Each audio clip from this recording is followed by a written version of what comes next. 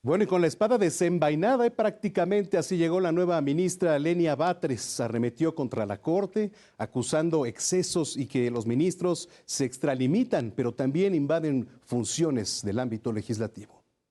La Suprema Corte de Justicia de la Nación dio la bienvenida a la nueva integrante del máximo tribunal del país, Lenia Batres Guadarrama.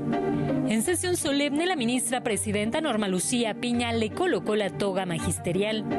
La ministra Yasmín Esquivel fue quien pronunció el mensaje de bienvenida y calificó a Batres como una mujer de ideales que aportará mucho al máximo tribunal del país. La señora ministra Lenia Batres Guadarrama es la 15ª ministra mujer en ocupar esta posición en toda la historia de la Suprema Corte de Justicia de la Nación, la mujer número 15. Aquí, a partir de hoy, concurrimos a integrar el Tribunal Pleno 5 mujeres, 5 ministras. Constituye un hecho inédito y por demás significativo si consideramos que en los más de 200 años de historia de la Corte Suprema, alrededor de 500 hombres han formado parte de ella y hoy tan solo 15 mujeres la hemos integrado. La ministra Lenia también pronunció un discurso en el que criticó decisiones de la Corte que anulan leyes del Congreso por temas de procedimiento.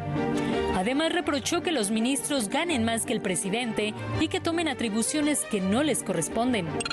Estos que he denominado excesos, que no tenemos, indican que no tenemos una Suprema Corte subordinada a la Constitución, sino una Constitución subordinada a la Suprema Corte, al grado de que se escucha entre litigantes decir ¿y qué dice la Constitución al respecto?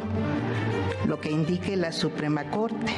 Lenia Batres dijo que no podrán ridiculizarla y por el contrario se definió como ministra del pueblo, lo que provocó una gran ovación de los asistentes, entre ellos sus padres, hermanos y su hijo.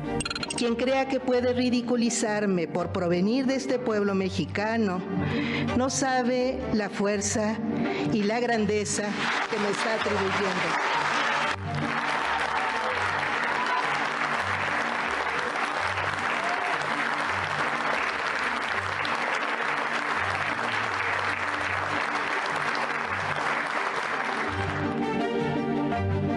Fuerza y grandeza que recibo con esa dignidad.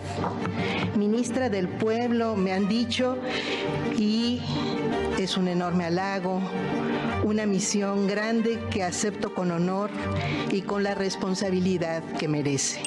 También entre los invitados estuvieron su hermano y jefe de gobierno Martí Batres, la secretaria de Economía Raquel Buenrostro, la consejera jurídica María Estela Ríos, el vocero presidencial Jesús Ramírez, Ernestina Godoy, fiscal capitalina, Berta Alcalde Luján y Heréndira Cruz, quienes compitieron por el cargo de ministra, entre otros invitados. Verónica Macías, Heraldo Media Group. Bueno, pues ahí tenemos un poquito el contexto, pero vamos a entrar al análisis. Saludo con mucho gusto a Sergio Charbel Olvera. Él es maestro en Derecho Constitucional y en Derechos Humanos y Democracia, a quien le damos la más cordial bienvenida. Sergio, gracias. Buenas noches. ¿Qué tal? Muy buenas noches. Un gusto saludarte a ti y a tu auditorio. Gracias. Finalmente, pues llega una de las personajes que en los últimos meses más ha causado controversia, que es Lenia Batres, ya al ámbito judicial. ¿Qué opinión te merece y cómo ves el tema ahora de aquí para adelante? Bueno, el tema lo podemos analizar desde el pronunciamiento que realizó al tomar el cargo como ministra de la Suprema Corte, un pronunciamiento que destaca una crítica a lo que ha hecho la conformación actual del Pleno de la Suprema Corte. Me parece que tiene una idea muy particular respecto de la función de la Suprema Corte, critica la función de invalidar leyes del Congreso de la Unión, critica que la Corte ha realizado una función legislativa en algunos casos que, a mi juicio, denotan pues un particular forma de ver de la función de la Suprema Corte y una teoría también particular en términos constitucionales que en mucho ha sido ya superada. La Suprema Corte en la actualidad realiza una función represiva frente a las anomalías que emitan tanto el Poder Ejecutivo como el Legislativo, y esto se visualiza en el efecto de eliminar normas, eliminar las leyes contrarias. A ver, es un discurso, me parece, pues diferente, ¿no? Al que hemos escuchado ahí desde el ámbito judicial, pero es un discurso que también podríamos decir que está muy apegado a las palabras del presidente Andrés Manuel López Obrador, que no se hace algo, pues digamos, extraño, toda vez que fue una sugerencia también. Es una ministra designada directamente por el presidente de la República y eso denota que tiene una línea a seguir, al menos en cuanto a una posición política que seguramente va a sostener en los votos que ella emita en el Pleno de la Suprema Corte y en la sala a la cual haya sido asignada.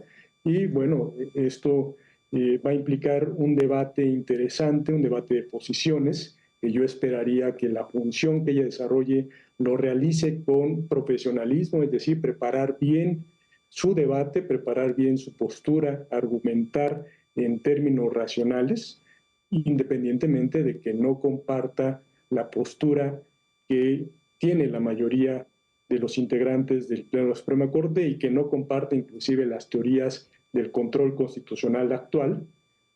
Habrá que ver que esa función la desarrolle, insisto, con profesionalismo al preparar adecuadamente sus posiciones dentro del Pleno. ¿Realmente crees que se puede ejercer ahí un balance en todo este proceso ahí dentro de la Corte? Bueno, en la actualidad se tienen los votos suficientes para poder invalidar una norma que es la función más visible que realiza la Suprema Corte, invalidar normas que emita el Legislativo, y en la actualidad se sigue manteniendo ese número de votos que, siguiendo una teoría de control constitucional, pues pueden emitir este efecto invalidatorio de normas. Y, digamos, su presencia sustituye a el voto que ya tenía el ministro Saldívar, que estaba actuando en contra de la posición general que se sostiene por la Suprema Corte, de tal manera que no tiene una incidencia en cuanto a esta votación calificada que se requiere para invalidar leyes del Legislativo. Oye, pues va iniciando prácticamente el año. ¿Cómo ves dentro del Legislativo? ¿Cómo lo ves parado? ¿Cómo crees que hay algo que reforzar, algo que añadir?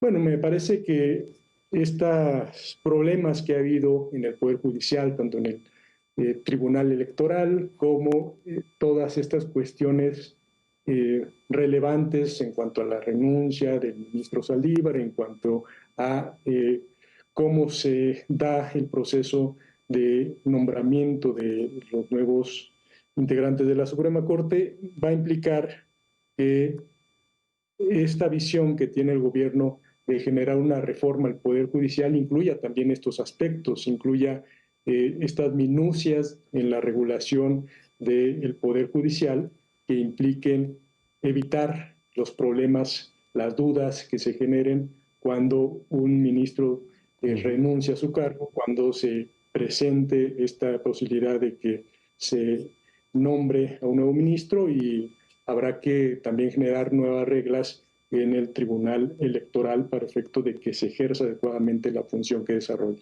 Muy bien, ¿algo más que te gustaría añadir, Sergio? Pues habrá que estar atentos a las propuestas de la reforma al Poder Judicial, serán sin duda muy interesantes. Recordemos que viene también el tema de que los ministros sean electos popularmente. Seguramente se va a dar un tema muy interesante al respecto.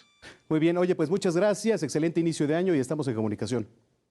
Gracias, igualmente, excelente año. Gracias, son las...